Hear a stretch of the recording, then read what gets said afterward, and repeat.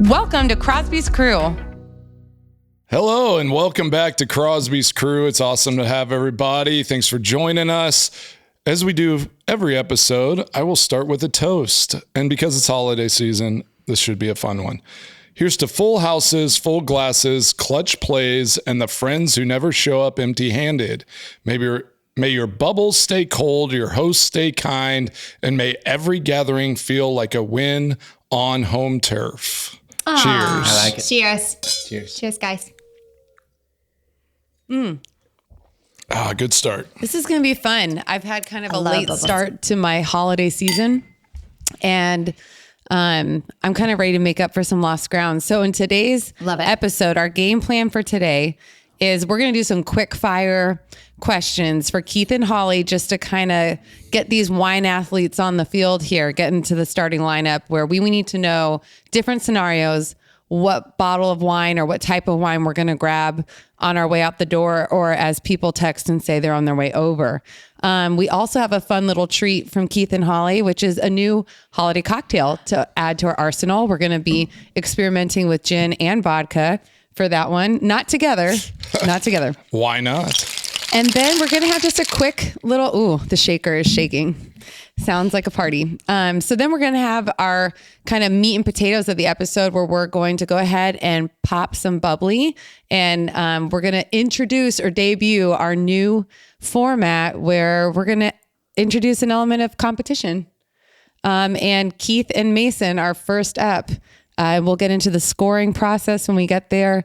And that will take place as Keith and Holly are running us through what bubbles we're trying as we get into the celebration state of mind. Love it. So now, Keith and Holly, let's start with our quick fire rapid questions. All right. What is the best wine to bring when you're running late and you can't go like looking through every aisle? Like, what's the go-to? You want to grab a cold bottle of bubbles. It could be domestic, Bubbles. it could be champagne, it could be anything, but something with some bubbles and something already at temperature, nice and cold that you can walk into the house with, walk into the party with. That's a key point. I'm just going to jump in and make it less rapid. But bring something that's cold, because the thing about bubbles is they are best cold. So that's a key move. I will admit, I'm not the one always picking up the bubbles, but I do enjoy it whenever it's out for me. 'Tis the season. When you don't know the host's taste, like if you're going somewhere and you just don't know them that well. Bubbles again. Yeah, Bubbles. I think if you don't know the folks too well, then maybe you keep it. If you're on the bubble theme, you keep it to maybe a brut, something white, because maybe some folks don't like rosés or things like that. If you don't know the folks, I'd probably stick with a brut. Yeah. Because everybody's entertaining this time of year. So it's great to bring out a universally liked bottle, or one that they can honestly re-gift and take to another party and look cool. Yeah. So you don't have to worry about the individual taste. It's them looking good at a party, whether it's their own or somebody else's. Some people frown on regifting. I really appreciate it. Well, if they're drinking it at another party, and that's them taking it and also drinking it there. So For example, it's if we have 15 people come over for a holiday party, everyone's going to bring at least, here in Napa at least, everyone's going to bring at least a bottle of wine, usually 2 or 3. And some of them just don't get opened, and so you bring them to another party, you pass it on. Ideally back to their house and be like, hey, you brought this, we didn't get to it. I'm excited to drink it with you. We've done that That's a nice game plan. I like that. Yeah. It's kind of like a placeholder, a plan to make a plan. Yeah, exactly. When people aren't over to your house yet, but you're getting ready and you just want to have a little something in your glass, what is it? I think I already know what it is from previous episodes, but go ahead. Sauvignon Blanc. Is it Sauvignon Blanc? It's always Sauvignon Blanc. That's what I drink when I'm deciding what to drink. Yeah. That's for me, right. because it's a more festive time of year, it's heavier food because it's cold. Also, it's more serious meals. A lot of times we are opening the reds beforehand, and that is when I am happiest. So Keith always has his obligatory Sauvignon Blanc. Sauvignon Blanc right near the cutting board while I'm chopping veggies. But I love being able to sip on a really serious, fun red that we have open for the dinner. The problem with me, I would love to start with champagne, but I would drink the whole bottle and the next one, and then I would go to sleep before Then guests she'd be on the got here. couch with the blanket before the guests got here.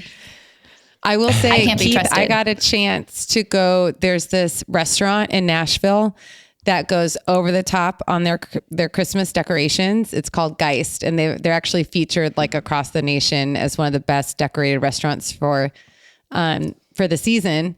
Cool. And I sat down, had no idea what to do, and I just went, "I'll just have a Sauvignon Blanc while I'm deciding." Yes. And I was like, the Keith So effect. proud. You got to her. But it was so good and it relaxes you. By the time it hits you, you're a little more calm. You're not embarrassed about your pronunciation on whatever you're ordering. Like you don't overthink things.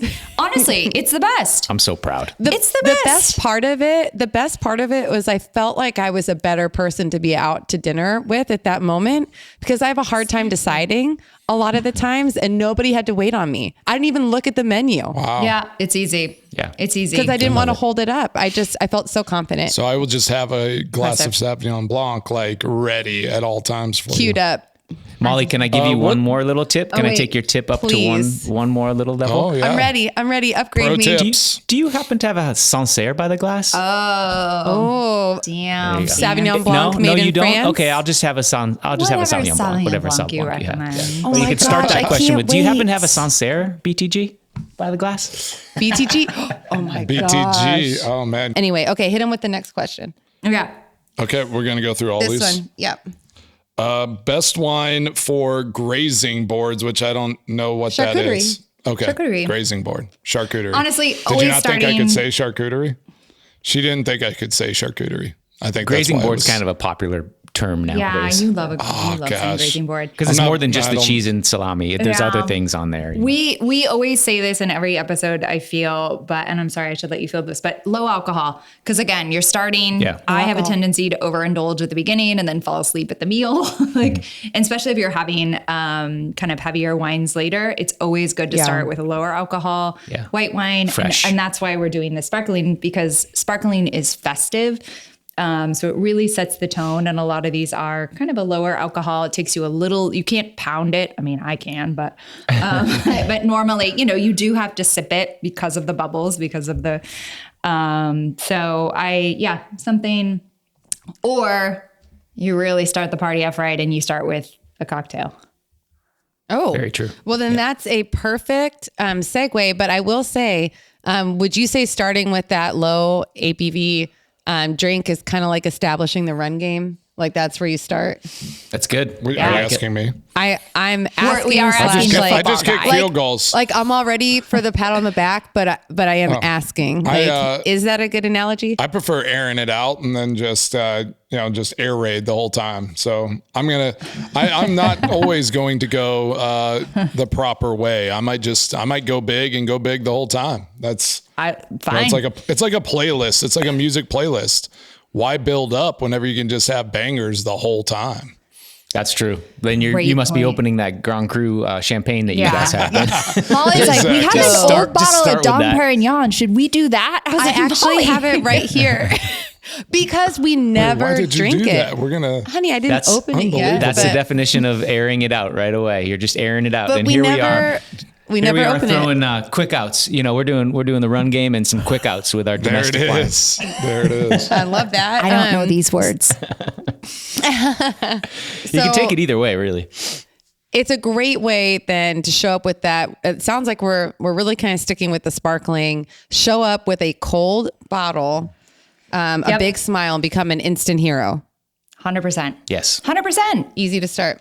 All right. With a well, bow on it.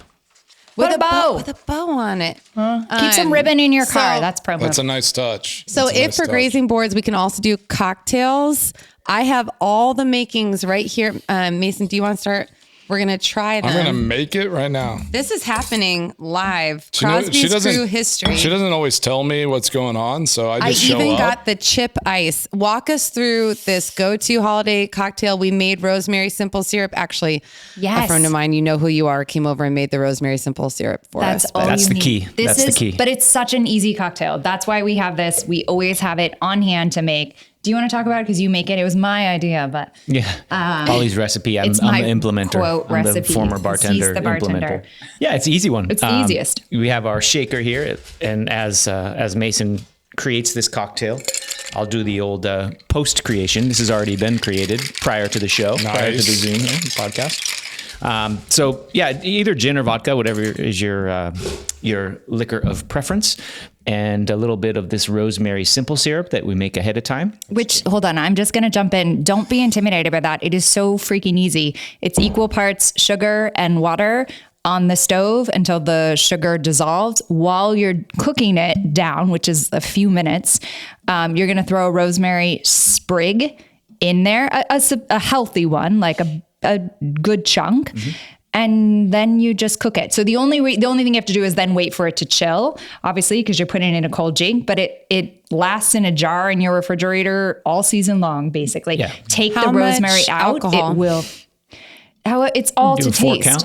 It's okay, or a 4 count. A 4 count. Yeah. Oh, But it depends on how big. man. Show him the glasses we usually use. That's okay. So if you're starting a party, starting with a huge martini is silly. But look at these.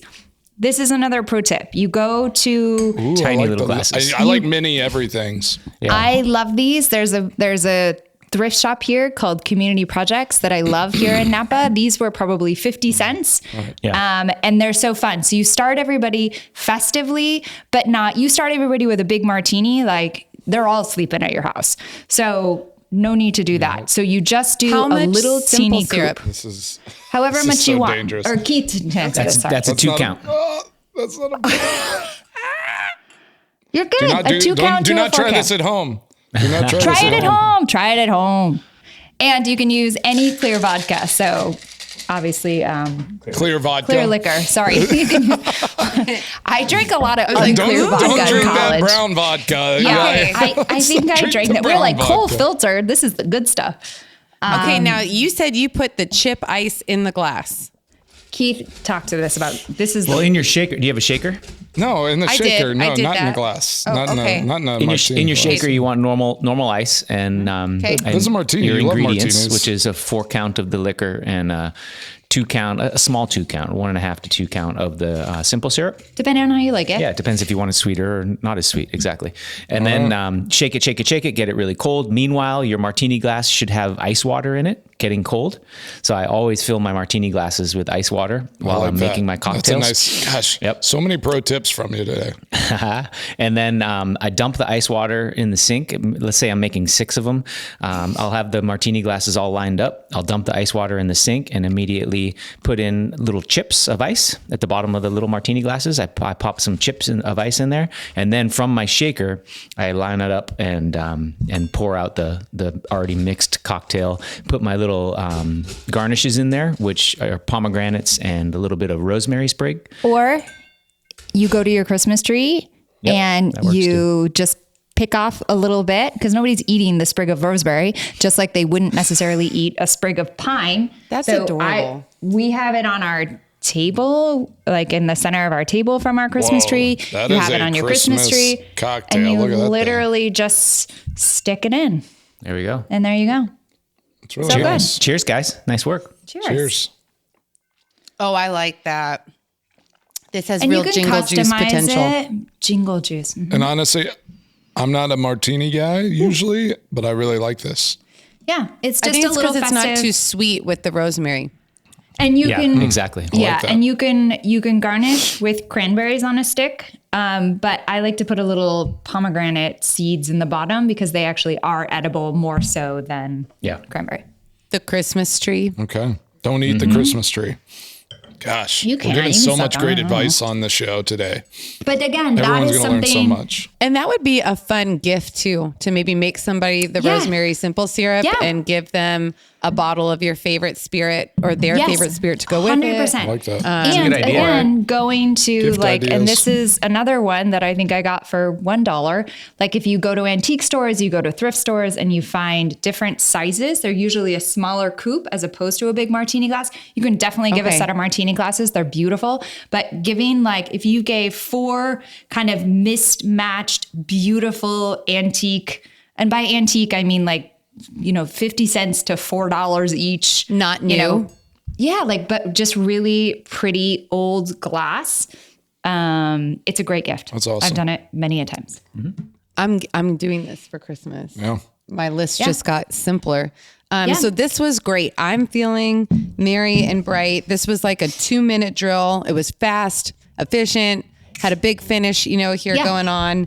And now we're going to go to a quick break. When we come back, it'll be fun to remember. Mason, we're going to put you on the spot. Maybe Keith a little bit also.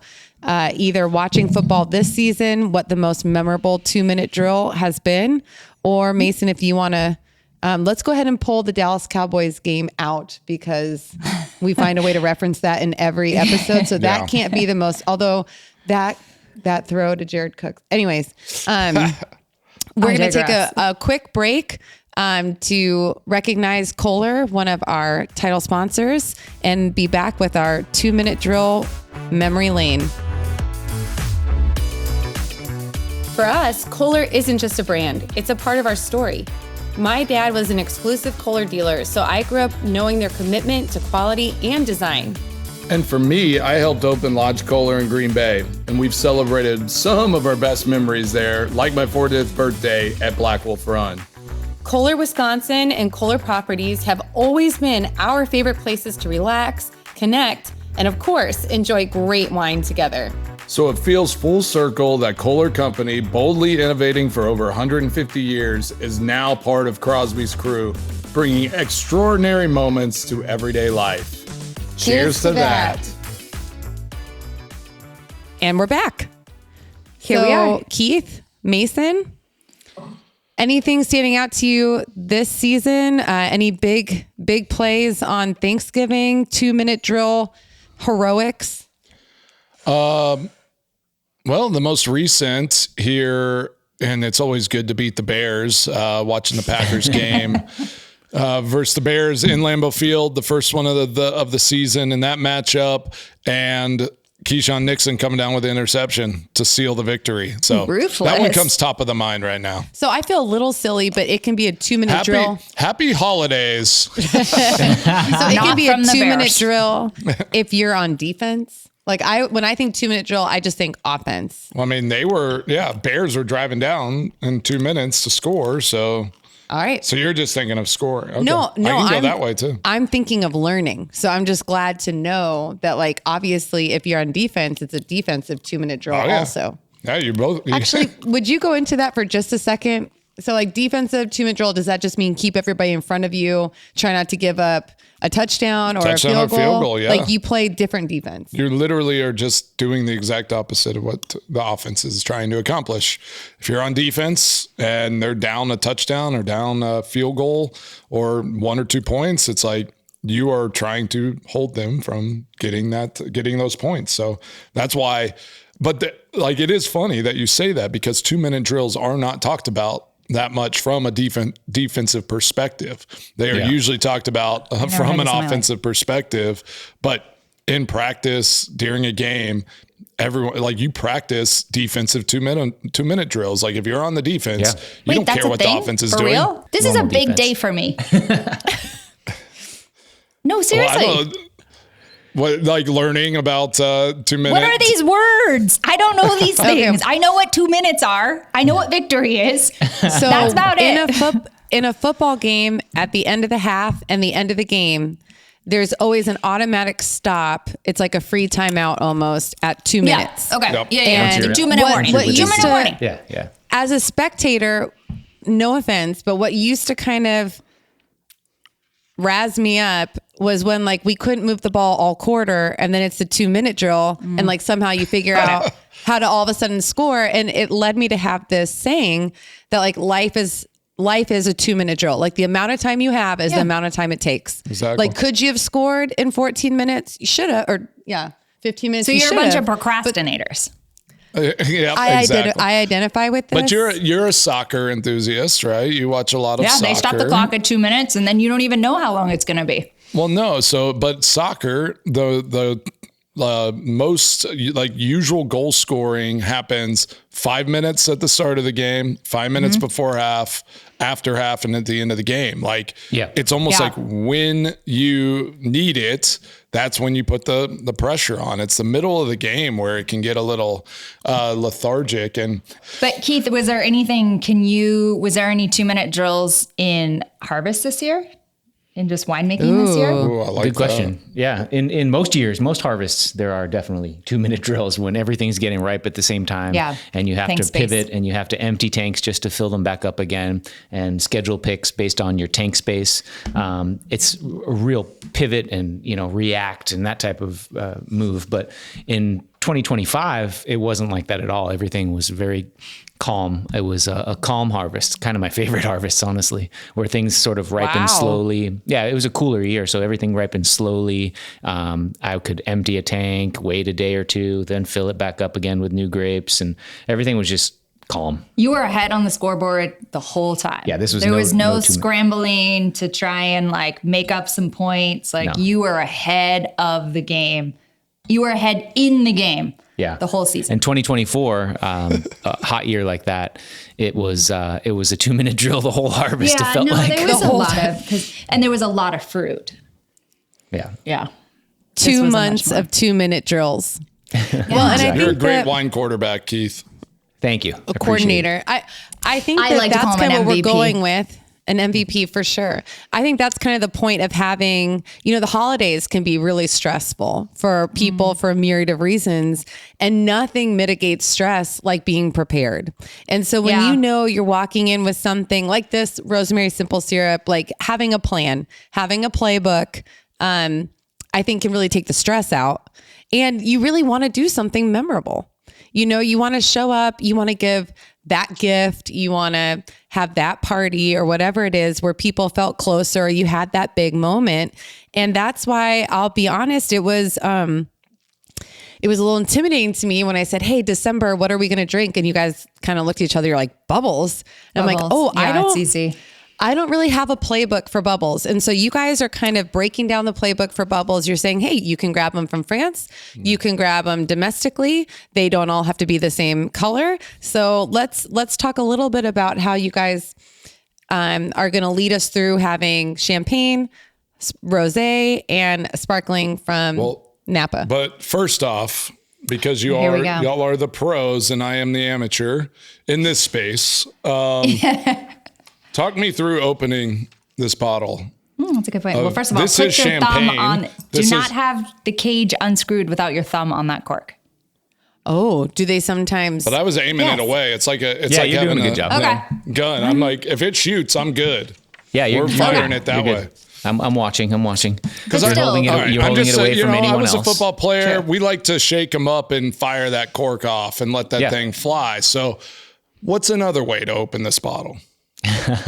Calmly, yes. So you're doing a good job. You took the foil off, and then you took the cage off. You're holding it away from any people or anything that's dangerous. Anything that might break. You're doing a good job. Exactly. Don't do that. No. Okay. Look at that face. Yep. And now you just want to release. You want to release that pressure very slowly and carefully, and just let it just fizz. Let it go. Psh. See what you got there. Go for it. Perfect. There you go. Perfect. And one of the reasons we do that was fantastic. Amazing. Like, one of the best things about champagne or sparkling wine, one of the best things about any sort of sparkling carbonated wine is the bubbles, right? The bubbles are so pretty. And when you are popping it and you are shooting the cork, which is very, very, very fun, you're also getting rid of a lot of the ability for it to have those really beautiful little bubbles. So you want to keep them in, especially I never with even an thought older of that. bottle. I'm like, it's so much fun. It's just it Are is you so fun. saying It when is I so fun. saber the top off, that's a bad idea? Sabering's never a bad idea. That is a good idea. When done I safely. really I'm enjoy always that. the unofficial legal department, but seriously, but that was so lame. You're like, oh, it was going to launch and don't saber. Like, what's going on over there? No, but she's my girl. She's just watching where that cork is pointed.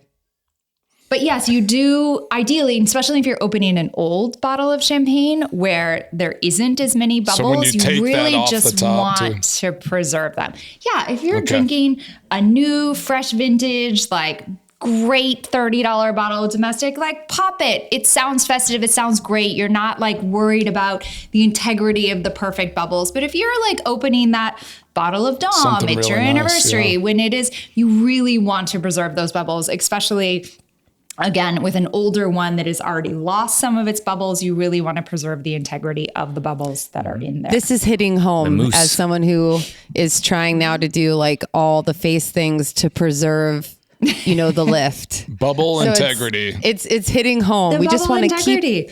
We're There's trying to only keep a the little lift bit here. of bubbles left. And you guys know what the French refer to the bubbles as? I don't No. The mousse. Oh, la mousse. It's the mousse. The mousse. Yeah, Oh, les Love mousse. this. So Les mousse. So that's the would mousse grab, of the sparkling Yeah, wine, of the that's champagne. like It's the- the bubbles. Can I are ask the mousse. one They question? can have larger bubbles. They can have smaller bubbles, fine bubbles. All kinds of different. What's your question, Mason? Yeah. Well, yes, this champagne is still bubbling in the glass. I mean, it's this one's got nice little tiny bubbles, which Tiny is bubbles. fun. Do you have a And that's what critique you of want. our glass? We have Gabrielle glass because we know it's a universal wine glass. You can drink it, champagne and anything, right? So is that okay? Should we have done 100%. flutes? Like, what's the story there? Now we prefer, especially in the industry, prefer something a little larger that you can really get the full aromatic profile of the wine. So, like you said, this universal Gabriel glass is perfect for bubbles. Yeah. It's such a Okay. beautiful, So- it's a very elegant glass as well. But you do want to be able I would to bring- smell champagne. Smell champagne. I would bring champagne for like dessert gathering with my friends, or I'd grab sparkling if we're doing like a brunch. And then I don't ever think about it again. And you guys are like, pump the brakes. This is a bottle you grab. You can have it with food. This is like all holiday season long. So let's hear it, guys. Tell us about these wines, and then we're going to introduce the Pro-Am. Well, Absolutely. I think the beautiful thing too is you keep calling them wine. So yeah, I'd love to know, like, these are wine. This is still wine, right? So it's like, share with like everybody what makes it, still wine, and then how it turns into champagne and sparkling wine. Can I say one thing really fast? And then because this is going to be you talking technical stuff, which I love, but don't be afraid of serving this with a course as part of your meal. Like you think about, everybody gets there, you have a glass, you toast, you're done with it, but you can actually pair this with wine, and it's really fun to do so. With food, sorry, you can pair it with food and with the other wines you have. And with other wine. And don't be afraid of other things too. Like we dined at a very beautiful restaurant, and they also sake was poured with one of the courses. Like, don't be I love afraid. sake. Like, it doesn't always have to be, here's the traditional wines that go with this. I've seen that now at French Laundry, at Harbor House. Like, I think it's incredible. I agree. Awesome. So, and it's a beautiful addition to the table. So, but go on. All right. Tell us All right, about these Keith. wines. So the reason these wines are sparkling is because they undergo a second fermentation. So their first fermentation is basically a still wine. So if it's Pinot Noir, or if it's Chardonnay or Pinot Meunier, those three grapes that are found in Champagne, those are fermented just like we would ferment them making a still wine. They're usually picked earlier, and they have higher acid and lower sugar levels. And so they're super fresh, kind of crisp, bright wines at the beginning. And then eventually, with the method traditionnel, basically they're bottled, and then they put a little bit of sugar and a little bit of yeast into the bottle, and then they put a cap on it, a screw cap, or not a screw cap, but a crown cap. Yeah, bottle cap, crown cap. And so then it'll age. It depends on the style. It depends on what you're doing, what the winemaker wants to do, what the And the intention price is, point, honestly. price point, everything. And then they do the riddling. So while those yeast and sugar are in the bottle, it's going to create a secondary fermentation. So then they'll riddle it, they'll move it with their hands, or maybe with a machine in a larger operation. And so they'll move it so that the yeasts that are in the bottle will get integrated. They get kind of shooken up, if you will, or moved around. And that creates sort of a texture, that creates sort of a creaminess in the wine. Just like when we stir barrels, we stir white barrels, we're trying to get texture. Also, the yeast is called lees at that point. Yeah, exactly. Lees. And then they'll take that bottle and they freeze the top of it. So just the neck, tip it. the very neck, they'll tip it upside down. And the yeast goes to the neck. Exactly. So they'll be upside down, and the yeast and that little plug that they have at the top of the bottle will get frozen, and then they pop it out. And then from there, you're deciding what style you want to make. How much sugar do you want to put in? All that kind of stuff. If you want to add a reserve. Exactly. More things. You can add other wine to it at that point. You can add, it depends if you want to put a little bit of sugar in there.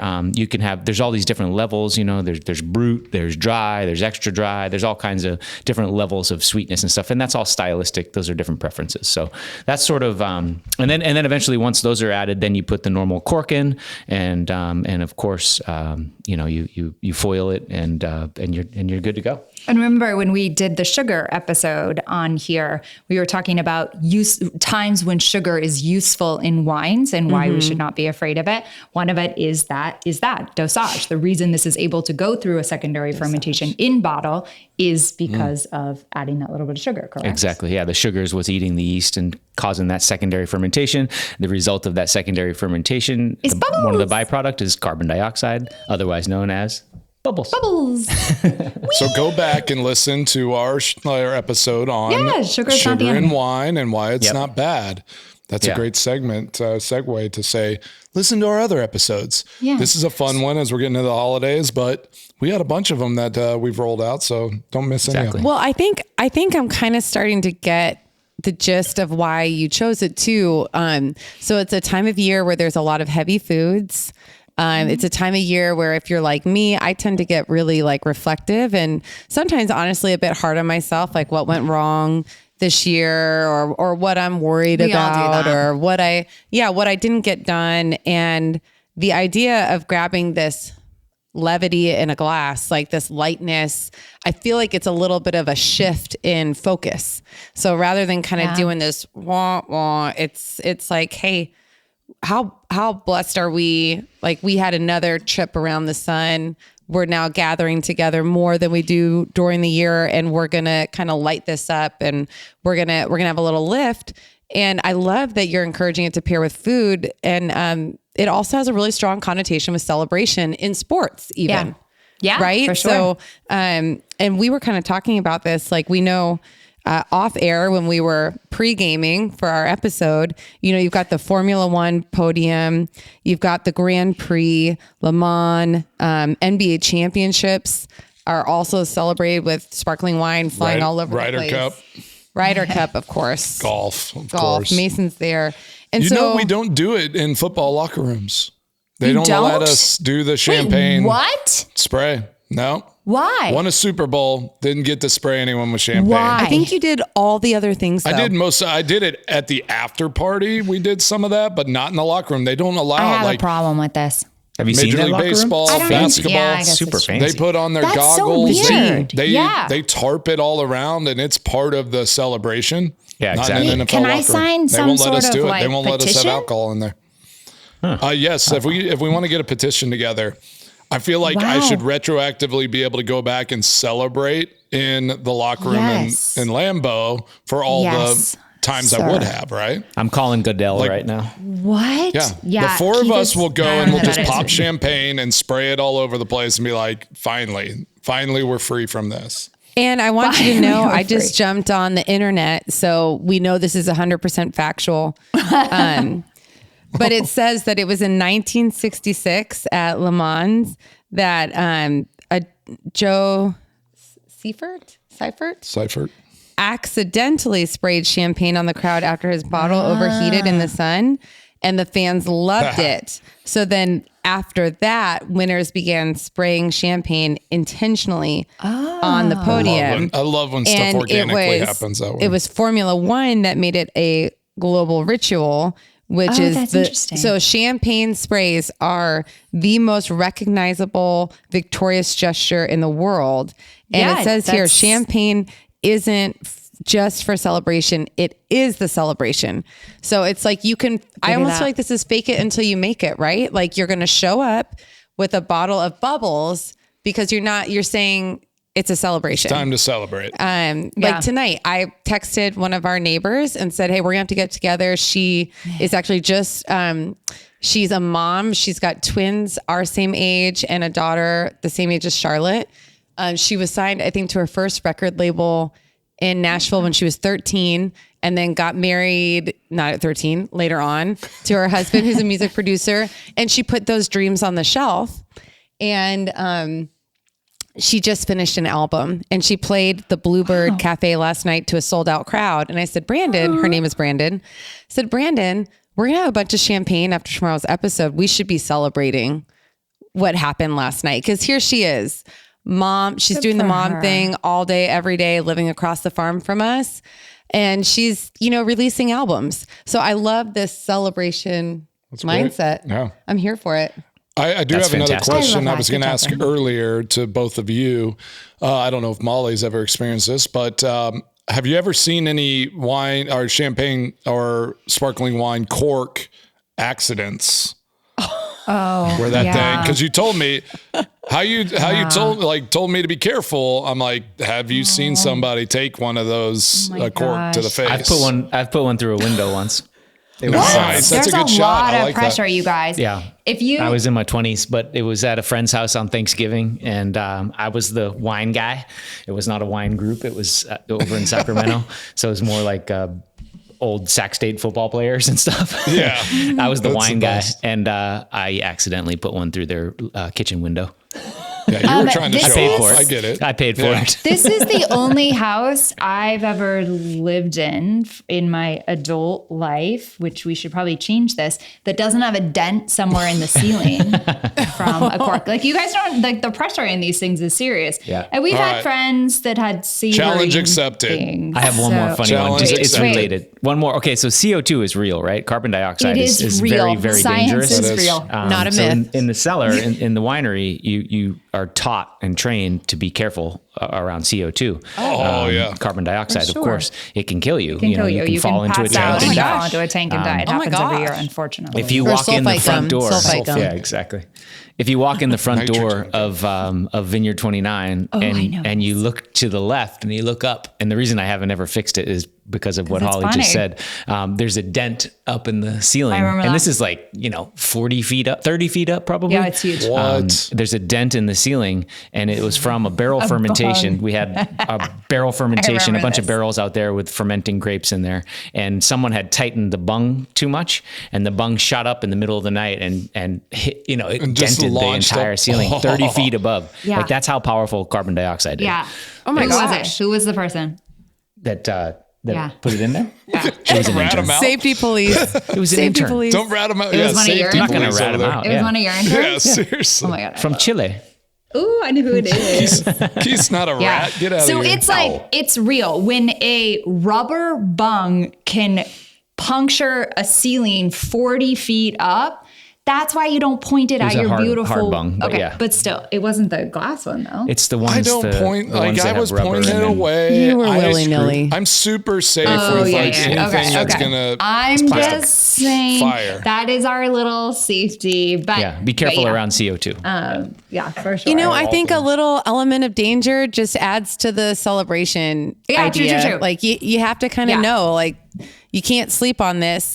So but I'm those feeling are more things you don't confident. fix because they're a fun story. Yeah.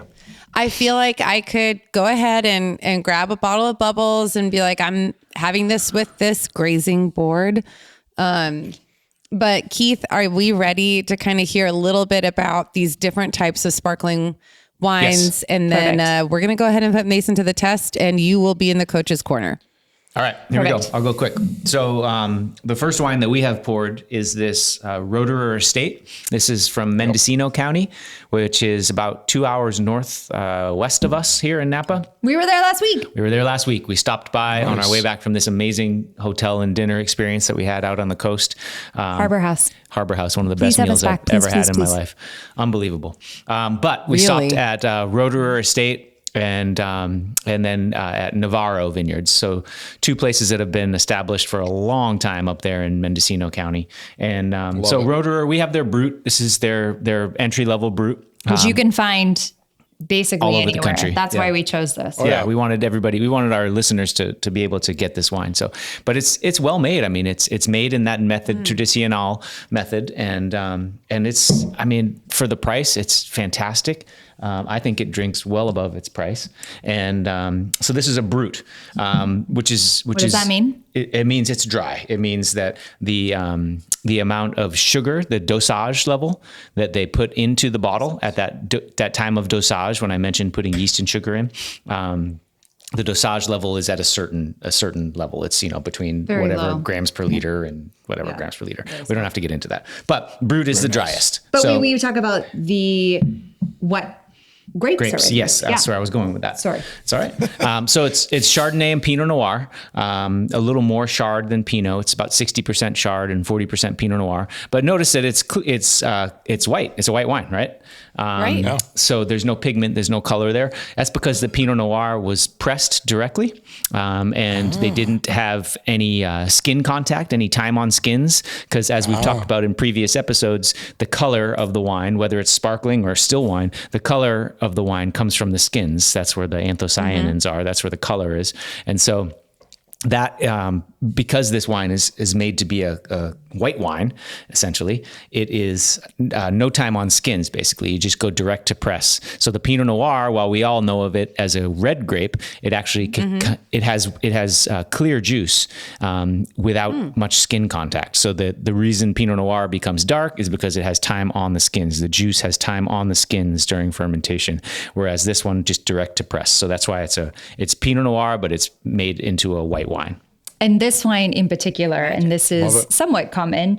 So Roederer Estate is part of the Louis Roederer house, Champagne house. So this is the domestic arm or wing. Yeah, this is their California version. A California version Okay. of a established French. So they have chateau. champagne. All right. Yes, and So- and They there's a have a few of those champagne here. house. Yeah, they have a champagne house, and that's the home. That's the mothership, know if you that. will. And there's a few of them around us here. There's Domaine Chandon here in California. There's Domaine Carneros.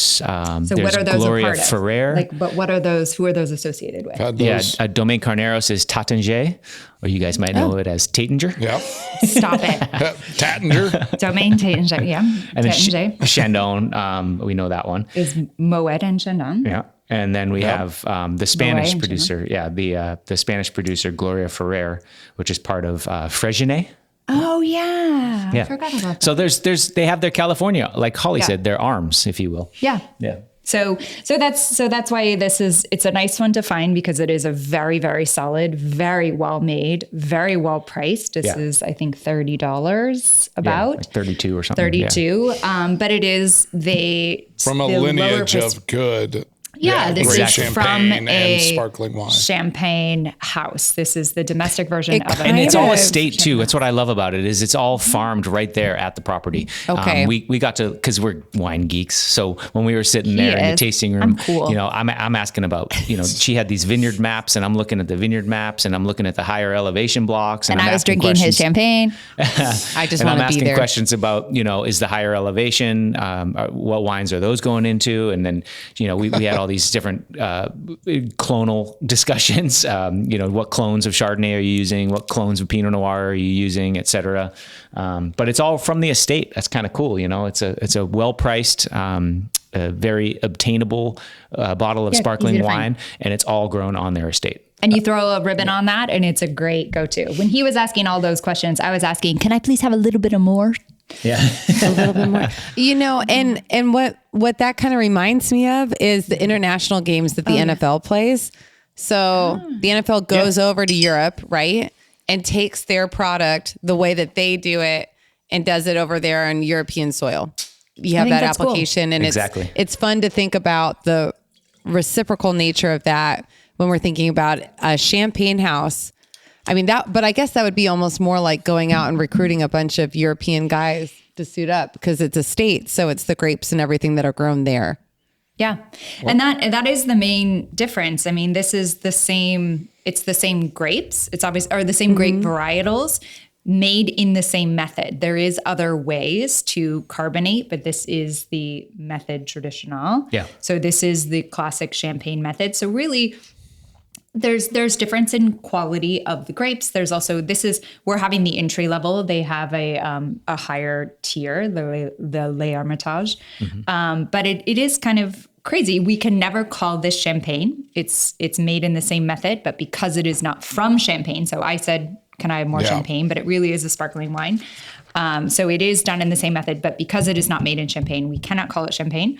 But it is made in the same way from the same varietal of grapes. So it's a really great, well-priced alternative. I would, if you have $30 or, under $40 to spend on a bottle, you're probably not necessarily going to find a bottle of champagne. So you have a great bottle of domestic sparkling done in that same method that checks the same boxes. And, it might not have obviously the complexities of something from champagne, but this is spectacular. It's so good. But now you also have the fun story knowing that it's from this house of champagne in France. And that was free, ladies and gentlemen, just from listening to the podcast. So having a little story to go with the bottle never hurts.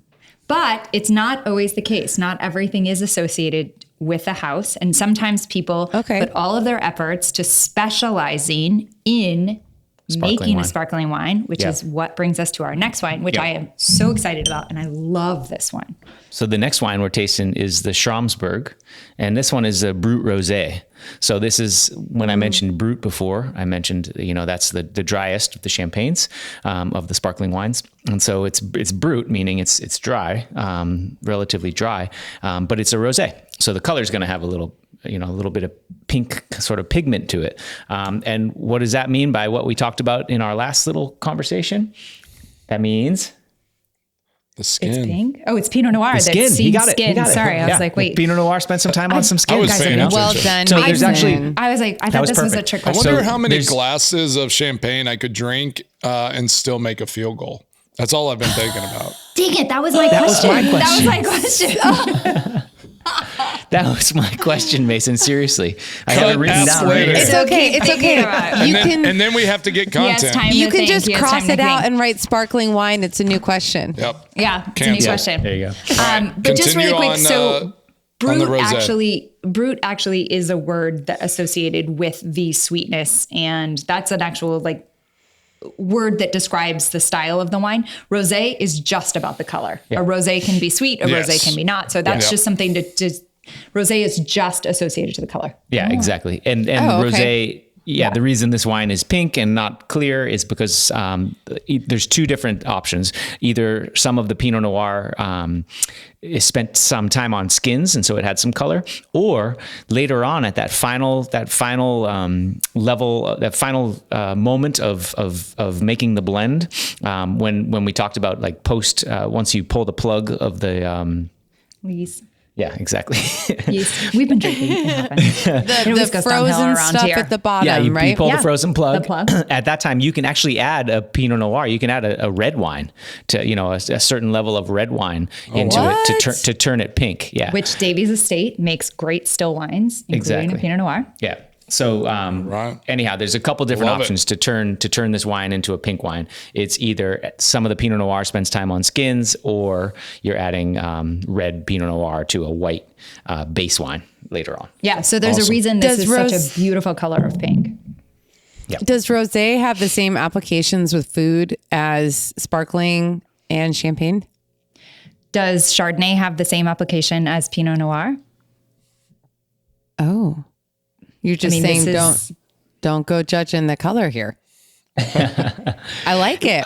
It's also a fruit profile thing. Yeah. I feel like these rosés, this beautiful Schramsberg Brut Rosé in particular, has more of the red fruit profile. Like I get nice, fresh sort of raspberry, strawberry, those type of fruit characters from the nose and on the nose and on the palate. But then I feel like on the Roederer estate, the white wine, I get more sort of crisp, like green apple, that sort of a white pear type of fruit profile. But both of them are, the grapes used in both of these is Chardonnay and Pinot Noir. Yes. Just the difference is the Schramsberg. Time on skins. Either Time has to- time, either either on the Pinot time- has time on skins, or they added. I'm not really sure, honestly, that you have either option, or they might have added Pinot Noir at the end to turn the color into a pink. Yep. So we don't know the answer to that, but Keith's old assistant winemaker, she's not old, but a previous assistant winemaker, former is the word I'm looking for. Keith's former assistant winemaker is an incredible, ridiculous, one of the best palates ever, woman named Jessica Koga. And Jessica Koga left Vineyard 29, and she made the still wines for Davies Estate, which is the still wine version of Schramsberg. And now she is making the sparkling wines for Schramsberg, which is a huge job, and she's amazing. And we should have her on because she can answer all of these questions instead of they either do this or this. Like, she can tell us exactly how it's done because she made these wines, and she very knowledgeable, very incredible, a wonderful human. I adore her. Absolutely. So, Jessica, please come on. Bubbles part 2. Let's cross our fingers for January. I have 2 quick questions before we get the kind of the rundown on the third wine and y'all step up to the plate. So I have sitting here, we have some goat cheese with some lemon olive oil, cucumbers, garlic stuffed olives, artichoke, bruschetta dip, some French bread, smoked salmon. Damn it. What would you pair? I hit it out of the All park of it. on Uber Eats today. Usually All of podcast those day is pair. the biggest cleanup day of the week. Like, our table just gets crazy. So then I love it. the rosé and the rotor are interchangeable. Like, because I find the fruitier wine is a little harder for me to pair, like, or define what I like. Yeah, the rosé with that sort of red fruit profile, that bright acid, but also sort of more on the raspberry, sort of strawberry side. I would probably pair that more with the salmon that you mentioned. Yeah. Okay. Yep. And then Rosé and smoked salmon. Perfect. I grabbed the rosé after a bite of the salmon. I knew it. there you go. Yeah. That's I'm going to probably crush the- this know what you're doing. blind But taste prosciutto test. as well. I'd say the prosciutto, kind of that saltiness. Exactly. The Goes rosé. there. Yeah, the sort of the heavier side of those snacks, more towards the rosé, and the more green, veggie type of. You mentioned artichokes. I heard a couple other things in there. The olives, like those type of green, driven, briny things. I would go more towards the brute, the white. Yep. Again, tasting Okay. both of these wines, and if you think about this is my favorite part of this. I love the red fruit in this, or I love the kind of saltiness in this. Chardonnay, Pinot. Pull out your favorite things, and then what are your favorite flavors in those particular bites? Because it'll just accentuate. Okay. them. I'll be honest with you. The Ritz cracker is the thing that's really just the Done. best with everything so far. But Just because they're really good. The butteriness My of a rich other- cracker with a champagne, lights out. Yeah. it just feels really right. Now I have a little bit of a dumb question or a like Probably need obvious to get one. to the champagne. 'Cause do we still swirl champagne? See, swirl, smell, sip. Or does that Yeah, disturb the bubbles? No, well, both. It'll make them dissipate a little faster. But most people still will take it's more of like a mini swirl, if you will, just sort of, just to sort of let it, see what I just did there? Just a little like that. So just a quick little swirl, little just so I movement. get some of the esters, I get some of the aromas to come out of the glass, but I'm not going to beat it up because that's just going to make the bubbles go away. Well, and it depends on what you're looking to accomplish. If you love the feel of those bubbles, like you love the feel of them on your palate, on your tongue, then yeah, be very gentle with it. Don't pop the preserve cork them. big, preserve them like we talked about before. But some of these wines, and sometimes you want to actually taste a champagne or a sparkling wine as a still wine. So you are trying to learn about it without the distraction of the bubbles, in which case you do dissipate some of those bubbles. Or when you have an old champagne and, that all those bubbles have kind of gone away and you're drinking it as a still wine, it's really interesting because you don't think about what champagne tastes like because it is a wine.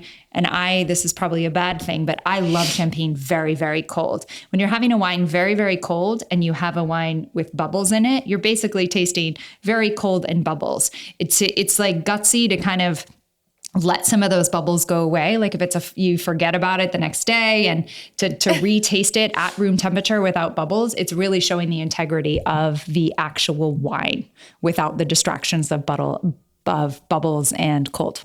Mm-hmm. Wow, that's really cool.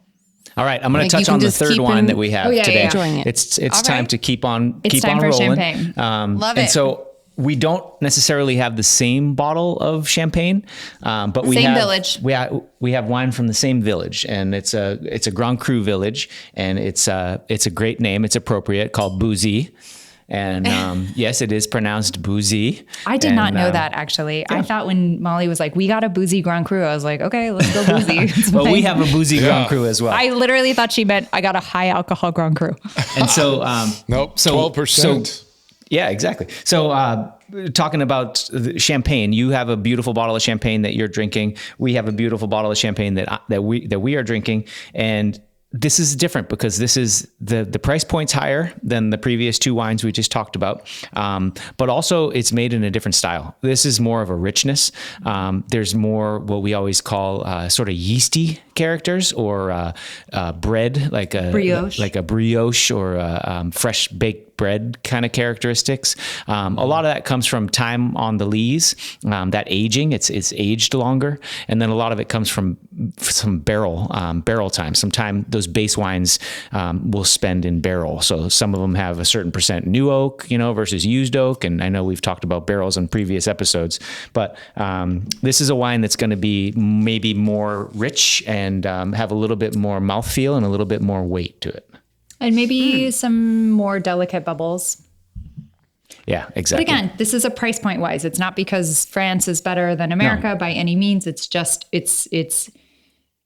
we're not comparing price point to price point. No, we started with a delicious, were a bit of a value. We started with a delicious Brut, white, champagne, or white sparkling wine. And then we went to a Brut rosé that was gorgeous, pink. And now we're going to basically another a Grand Cru from Champagne. And like I said, it probably just has a little bit more time in barrel and a little bit more time on lees in the bottle. And that's why the price point's higher.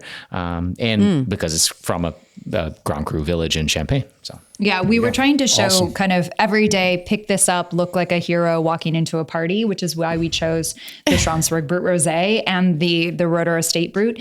Had we really been doing this as a comparison, we would have done the J. Schram Rosé and the Les Hermitage from Roeder Estate. We would have done the higher ends, but we really wanted to show you, look at how great a bottle under $50 can be to bring to a party where, this is champagne. Like it's different. I got both of our bottles at Total Wine, and I've served the rosé several times. Every time I serve the Schramsberg rosé, people lose their minds. They're like, it's "This so is good. my It's new pink, favorite it's pretty, wine." it's delicious. Yes. Yeah. It's fun. And you guys are fits fans of the J. all the Davies time. wines, which is their still wine as well. So We're fans of it all, like the Schramsberg splits of either their Blanc de Blanc or whatever is what I brought to post game. I will say I'm a little embarrassed. I have seldom taken a sip of champagne and just allowed all those little bubbles to just explode it on my tongue. And I just had a little, experiment with first the rosé and then the champagne. And I will say it's like this total tight, crazy explosion of bubbles. And I just like this whole idea of being really focused on levity and celebration and kind of retooling my mindset. As a mom of 5 kids, the holidays get really heavy. And even with, my parents, we've talked about this a bit, are having a myriad of things going on in their lives, a lot to be thankful for. And I know for you all too, it can be a heavy time of year. And I'm thinking, why don't I bring bubbles more often? Why aren't we making this intentional choice to just say, we're going to lighten up. And this says it's time to celebrate the fact that we're here together. Yeah. And it makes you slow down a little bit, right? You can't, you have to drink it slow or you will choke. It is with the carbon dioxide and with the bubbles, like it does force you to kind of drink it slow and to celebrate the moments that you can. Which is why we like wine so much, right? And all of its formats is it's an experience. It's not just a means to an end. Like I feel like you crack open a can of seltzer or something, There's no thought to it. And No. this has so much intention. Now, Mason, you need to step away from the table. Can I just turn around? You can turn around. Remind me, which one was this?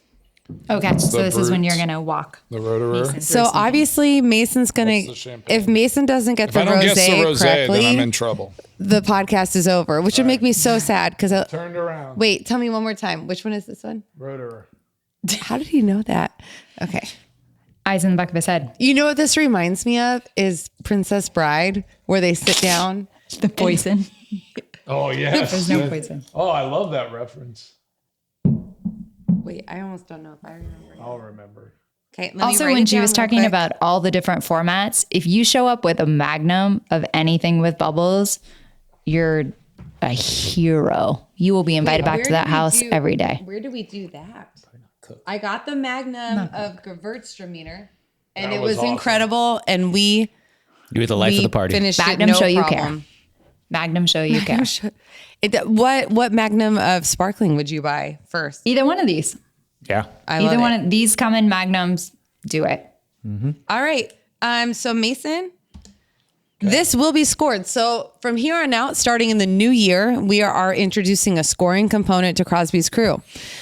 It is a pro-am setup where Keith will be coaching the pro. Keith's the pro, Mason's the am, and you've already given You him. gave me an easy one to start with. Yeah. Yes. Well, yes, you did, You which have is a fine. 50-50 instead of 25%. So if you get all three guessed correctly in the new year, that will register as a field goal. If you only get one or two correct, those will be extra points. And at the next year, so we'll start in January, we'll end in December So with this is like a bubbles test again. run. This is a test run. Okay. So Keith, Mason, you can ask some questions if you need to. Keith can kind of lead you through it. But as you are trying to decide which one is which, Keith and Holly are going to hit us with their question of the episode. I'll ask questions, but I can actually You tell really- you which one without tasting them. You think you Well- know the champagne and the rotor already. Okay. Yep. But Why? Impressive. let me ask If he you gets this, it right. Keith. And this might be because if we hadn't poured these before, I might not have known. I've already been drinking them a little bit and watching them.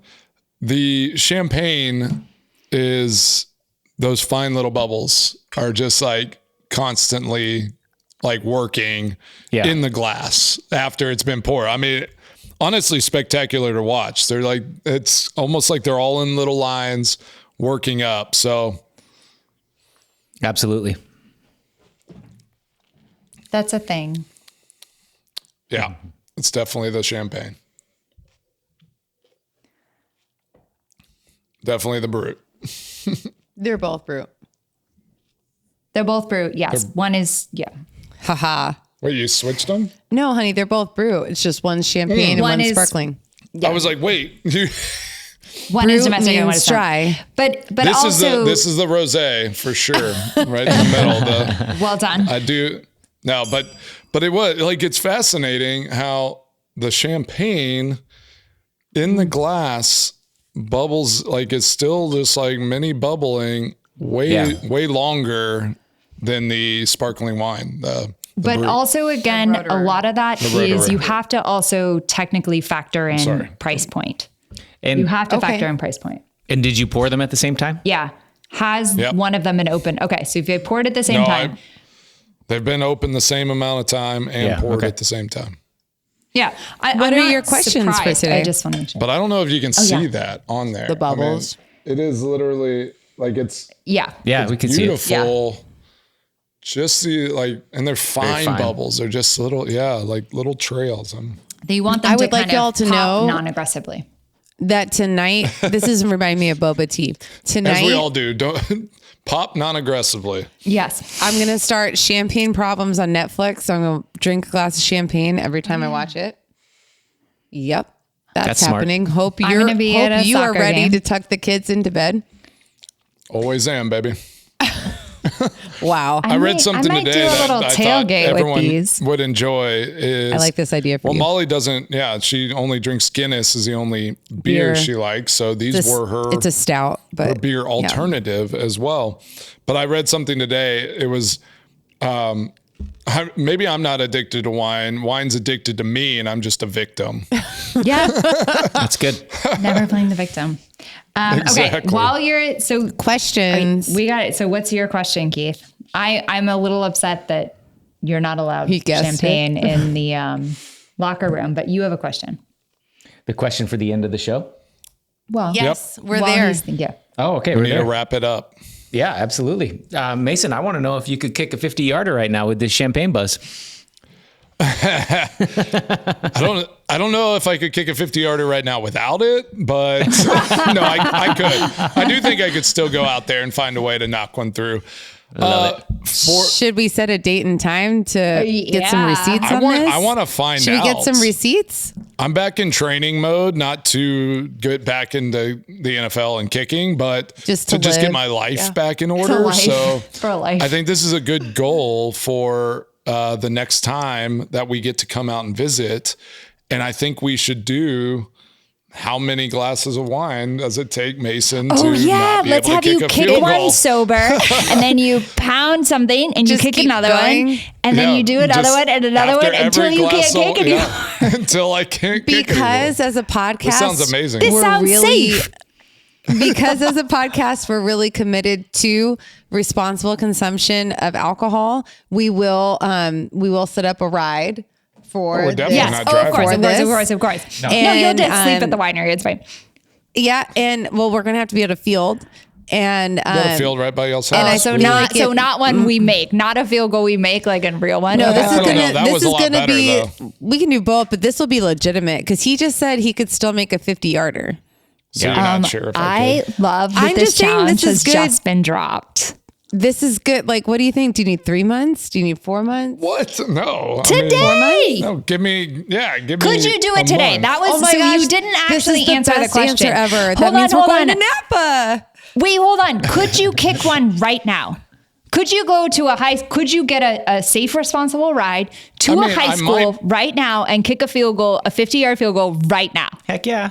So that was Keith's question, or was it Holly's? Put so it down. excited. I'm drinking some champagne. I'm gonna launch this thing through the uprights. Tiny bubbles Yes! give me power. All So I right. guess my question Any- is, who any is other driving Mason questions? to the hospital? Yeah. Oh my gosh. Well, have to actually, coach basketball. Nolan can because he has his permit. Nolan does have his permit. Yep. Exactly. And we've been car shopping and it's stressful. All right. This Yeah. has gone off the All right, rails. This has Nolan been or Mason, make your. I'll tell you if you're right or wrong. Yeah. The Roederer Brut, the Brut Schramsberg. or Rosé, Oh, sorry. the Brut Rosé, Schramsberg and the- Rosé.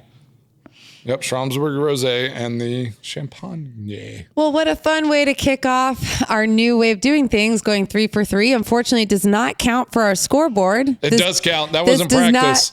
This does not register as a field goal for next year's Pro-Am. This is. But all were good. delicious, right? Like these are all solid. If you went Oh, to fantastic. a party and these were love cold them all. and the the host that you Cold. gave this to opened all of these and poured them around, you'd be super proud that you brought any of these wines. But listen, Super this is proud. the first time I've ever done a champagne tasting like this. Just to be fully honest, you Like- should hang Whiteboard out at time. our house more often. No, but where I got like the Brut, the Rosé, and the Champagne, Right, and they're like all brute. okay, I'm talking. Okay, sorry, the Brut sparkling wine and the Brut Champagne, and then the Brut sparkling. Rosé. That was right. Well, We're this gonna is have a champagne expert come This on. is sparkling wine. Jessica, please You come got on. it. Okay. Yeah. Yeah. Don't correct me on that one. I think I got that right. Honey, you're doing great. But You're just doing having great. all the different and like how unique and different they are whenever they are, they're all brutes, right? Like, but it just, I love that aspect of it. And I do think because of the price point for like the rotor and then tracking down maybe the champagne that's a little bit higher price point and throwing in that super amazing rosé. I really think at home y'all need to do this, or better yet, bring them all to a party or coordinate. Like, hey, you bring a Brut Rosé and I'm going to bring rotor and you bring a champagne. And open them all up Napa style or winemaker style in the middle of the table. And just go ahead and see what you like best. And I promise you, whatever it is, pull out the You're a Ritz winner. crackers and You're a winner. dynamite. My Just only question mic is, drop. who is driving me to soccer tonight? 2-minute All right, drill. let's blackboard this thing. Oh gosh. Gosh. Can I say it feels good to be back, guys? Missed you. I like having my good to be whiteboard back. out. Absolutely. Also feels good to be celebrating. How did I not know that sparkling was like this? Not my first choice. What? Now you I- knew it was a celebration. But I never choose it. Just like maybe Keith can train me. That's you kind of know? a weird thing to say. Like everyone knows sparkling wine and champagne is for But celebrating. I don't order it. And now I You will. should. Right after I have a glass of Sancerre or Sauvignon Blanc. Hey guys, thanks for making get some Molly more bubbles. fun. It's because Molly rejects fun occasionally. So Molly is the funnest. the funnest. Thanks, Holly. She's the funnest. We're All at right, that what do we part of got? the episode. Let's, I'm ready. let's reveal. I'm ready. Wow. Do we need glasses? What did y'all put? Oh my gosh. Keith and I got the same for the first time. Oh my God. We all Wow. chose Stromsburg. I can't 4 read for Mason. 4. Wow. Wow. Wait, y'all did Rosé. Stromsburg? It's We so all did good. Stromsburg. We all did It's so Stromsburg. good. I love I the haven't Brut had this Rosé. one Me in a long too. time. I've had their Blanc Nice de work, Blanc Jessica so and many team. times, but I haven't had the rosé in a long time, and it It's so stood good. up. It was festive. It's Yeah. so pretty. Pink is so pretty. I think that's the nice it's thing, so right? pretty. For like Yeah. Christmas, the holidays. I'm so it's happy. nice. Yeah, and Jessica's. You know, it just feels like it had the tight bubbles of the champagne, It did. but it had, maybe it was just because I really like the salmon dip and the Ritz crackers. Yeah. Like it just felt so It's pretty. right. It's festive. Very Yeah, food I friendly. agree. You ate all the I love Ritz it. crackers. I ate all the Ritz crackers. It's also nostalgic for me because I love Stromsburg in general. Yeah. But cheers to that, Stromsburg. Cheers to We're gonna that, close guys. out. We're gonna close out this episode with a nod to Perlick, our other title sponsor. One of the best things about this podcast is how it connects our love of wine with the people and companies who share that passion. Like Perlick Refrigeration. We first crossed paths through Mason's work with Sartori Cheese and Make-A-Wish, where Mason met Jeff Schwager, who's now on Perlick's board and an investor in one of our favorite Napa wineries, Ovid. Perlick has been setting the standard for wine storage for over a century, and their wine refrigeration is second to none because great wine deserves perfect care. We're proud to have Perlick as part of Crosby's crew, keeping our wine at the perfect temp, from the first pour to the last drop. And also a little bit of a wink surprise. What you see behind us is soon going to be remodeled with Perlick. This is going to become the Crew Wine Cabin. We're relocating our cellar up here, and Perlick is going to help with that. So please enjoy that signal calling on Chilled Perlick. storage, perfect for our sparkling wine and our champagne. And let's go ahead and have another new Crosby's Crew tradition. Let's have a closing toast to full houses and bubbles that never let you down. Love it. Like it. Just like friends. Cheers. Cheers, Cheers. guys. Happy holidays. Happy holidays. All right, happy holidays. Enjoy it, and we'll talk to you next year. Sounds great. Who you share it with? Well, that's it for this pour. Thanks for spending time with Crosby's Crew. If you tried one or all of the wines from today's episode, we want to hear about it. Head to our socials and let us know which one was your favorite and why. Curious about what we're tasting next? Check the lineup and send us your questions. We'll be answering them in the upcoming episodes. Nothing's too nerdy or too simple. If you're wondering, someone else is probably wondering too. And hey, before you go, just a reminder that drinking and driving is never okay. Please enjoy wine responsibly. Always have a designated driver lined up before the bottles open and consume in moderation. Until next time, cheers from the crew.